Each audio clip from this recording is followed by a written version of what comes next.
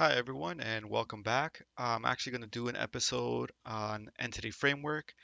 Some people might know what that is, some people might not.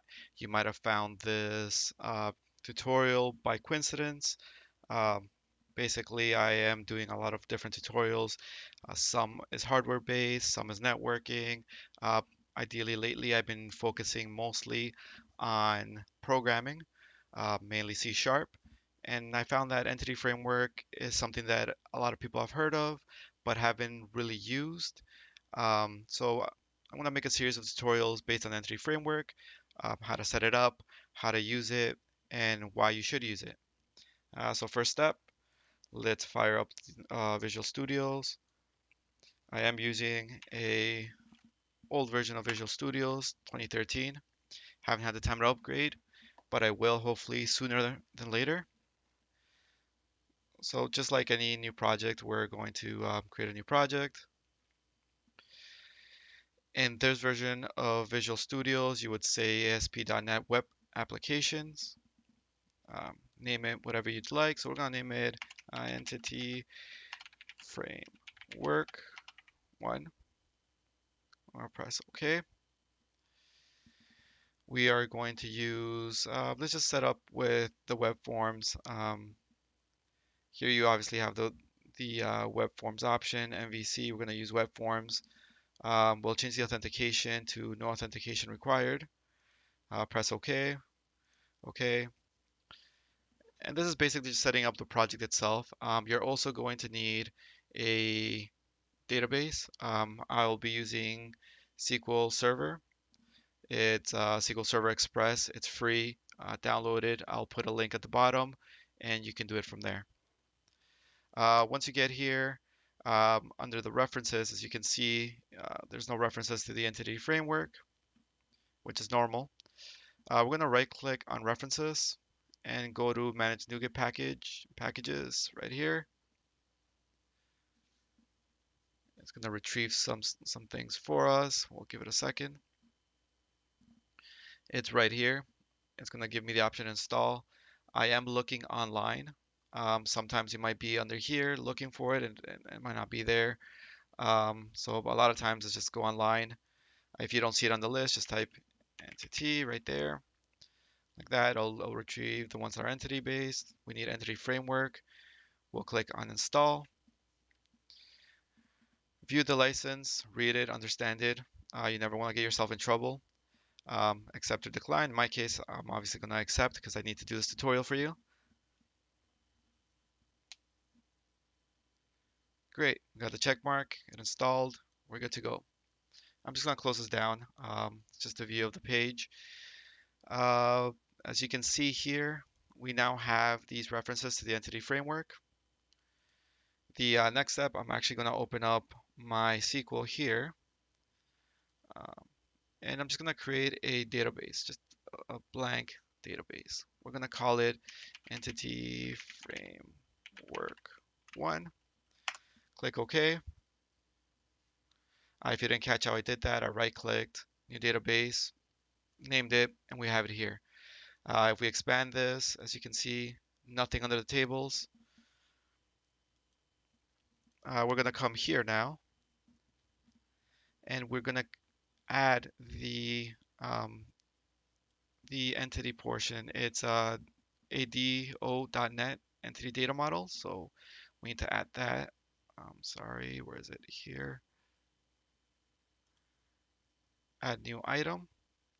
So again, I went to the very top, add new item,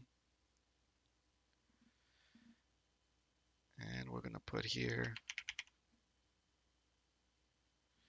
typed over their entity. We get entity data model. Let's give it a name, something hopefully descriptive. We're just going to call it testing, or let's call it tutorial. Tutorial 1, click add. We're going to start actually with the empty model. There's two ways of generating databases. There's two ways of having your program interact with the database. One is creating the model of all the objects and then creating the database. And the other one is creating the database, and then importing all the objects in from the database. We're going to start with I think the easiest one, which will be empty model. Click finish. Give it a second there. Now it says here, the entity data model design lets you visualize and design your entity data model. Create new entity in this model by dragging items from the toolbox. Toolbox is right here. We're going to click that. I usually minimize mine. Some people leave it open. It's up to you. We'll start with entity. Click that, double click it, or you can drag and drop it. It's completely up to you. We're just going to give it a name. We'll call it testing. Obviously, we have an ID. I would want to point out as well that you can manipulate the properties the same way you would manipulate on the database over here in the properties. So down here, as you can see, you have all the values, I said what type it is and that sort of thing. We're gonna add a new one. So we're gonna add a new scalar property. Let's call it name. Name. It is of type string, as a nullable. Let's leave it as false. Right now it's just an example, it doesn't really matter. So now for the sake of argument, let's say this is our whole program. This is everything it's gonna do. It's just, gonna display some information, right? Once we're done doing this modeling portion, we would right click and select generate database from model. Click it. Here it'll ask you for the connection. Um, I'm going to create a new connection to it. Here we can drop down.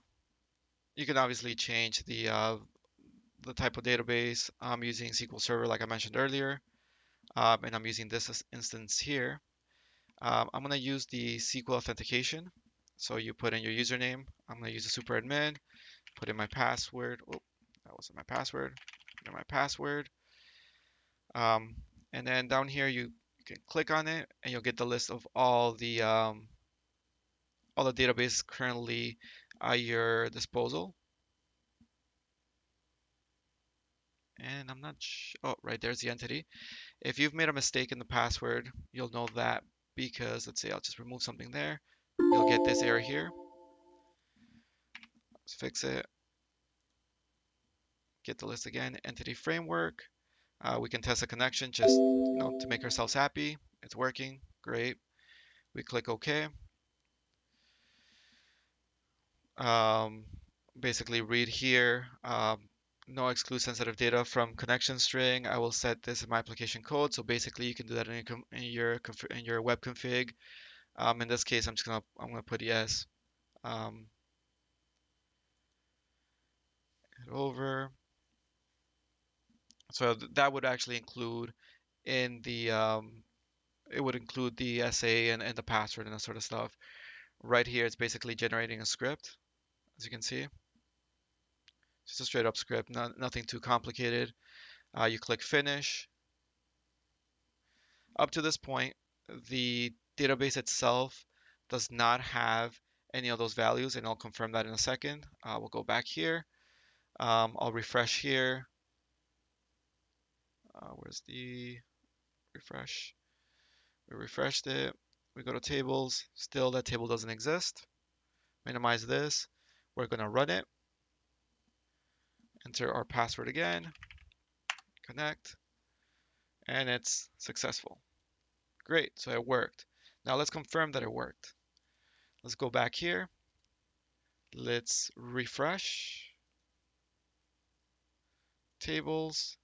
And here we have it. We have the table. Let's see if it has if it's been designed the same way that the model was designed.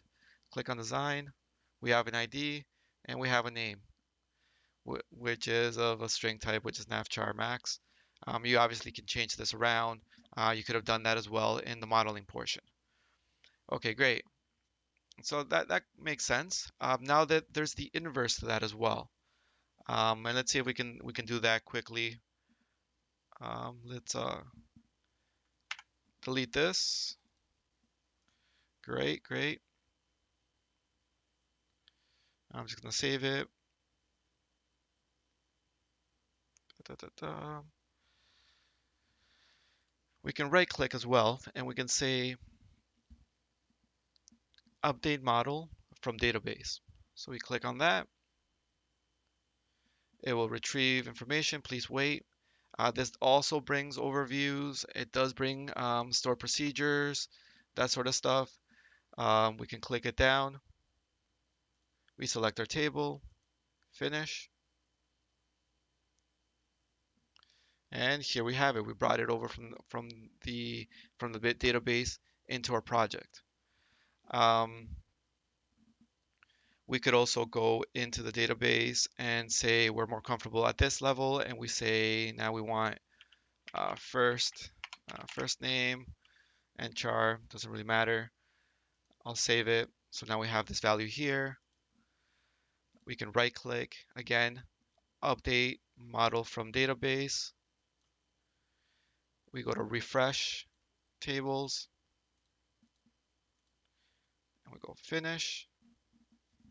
And now we have it there. What this is actually doing is actually creating a class for you with the properties of ID, name, and first name. We'll get into that in more detail in a later tutorial. But if we look here, let's see, where is it? So if we go down to this file that we created earlier, the tutorial1.edmx, and we can actually expand that. And if you look down here, you have this. So this is actually how you would be creating new entries into the database, modifying that sort of scenario. And that's it for today. We'll be making other tutorials on how to, you know, insert, select, and update on a future date.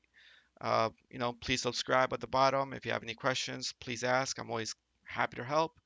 Um, Before anything, remember, always Google. Google's your best friend, and have yourself a great day.